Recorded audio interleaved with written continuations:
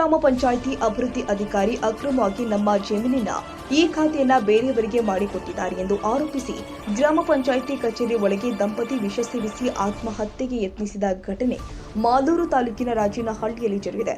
ಸುಮಾರು 30 ವರ್ಷಗಳಿಂದ ವಾಸವಿದ್ದ ಮನೆಯನ್ನ ಬೇರೆಯವರಿಗೆ ಅಕ್ರಮವಾಗಿ ಈ ಖಾತೆ ಮಾಡಿರುವ ಆರೋಪ ಪಿಡಿಒ ವಿರುದ್ಧ ಕೇಳಿಬಂದಿದೆ.